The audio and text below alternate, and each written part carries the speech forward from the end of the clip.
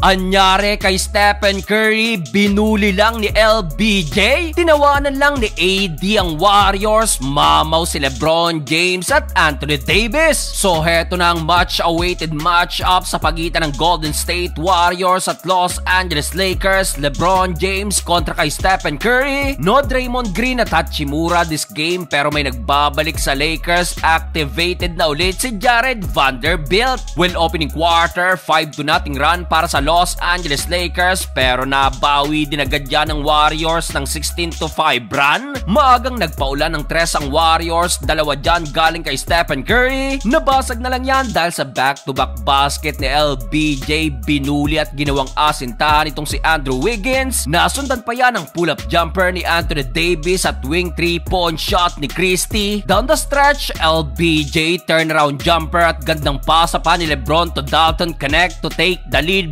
Buzzer beater posterized dunk 27-26. Second quarter, kumana agad ng back-to-back 3-pointer ang Lakers mula pa rin kay Dalton Connect at Vincent, pero may sagot din agad ang Warriors. Back-to-back basket including itong layup ni Stephen Curry. Under 9 minutes nang ipinasok na si Vando at nagpakilala agad sa kanyang putback. So far, bukod kay Stephen Curry, mainit din off the bench si Dennis Schroeder na meron ng 10-point shooting 4 of 6 sa field. Habang sa Lakers naman, napa-take over na si Anthony Davis. Mamaw si AD with 18 points at 9 rebounds. Pero still, dikit pa rin naman ang laban matapos ang back-to-back 3-pointer na Tony Brandon Podziemski at Moses Moody, 59-58 in favor of Los Angeles Lakers. Start of the third quarter, Stephen Curry forcing turnover from LeBron James na nagresulta pa sa kauna-unahang puntos ni Buddy Hield. Well, right away, may bawi naman agad ang Lakers ng 8-0 run, kaya napatawag na ng timeout si Coach Kerr abante ng 6 Lakers. Matapos yan, LeBron James versus Curry, pinagpag lang ni LBJ. Nasundan pa yan ng back-to-back 3-pointer ni Christie, kaya naman dito na mag-aagad ang lamang ng Lakers sa double digit. Ganda ng ball movement ng Lakers. Dalton Connect corner 3-pointer. Buti na lang down the stretch, napastep up ang rookie ng Warriors na si Quinton Post na kumana ng 8 straight points. Nakapagpahabol pa ng buzzer beater 3-pointer si Wiggins, kaya't naibaba pa ng Warriors ang lamang ng Lakers sa 6 points, 89-83. Fourth and final quarter nang biglang mapa-take over si LeBron James na agad kumana ng 6 straight points. Binubuli lang ang depensa ni Steph. Laking tulong talaga ni Vando sa depensa at set up, assist to Finney Smith 3-pointer. Anyari naman kay Stephen Curry na hindi pa nakakascore sa second half, shooting 4 of 13 sa field. Kaya dahil sara ng Lakers, umabot pa ang biggest lead sa 15 points. Napa-take over pa si AD,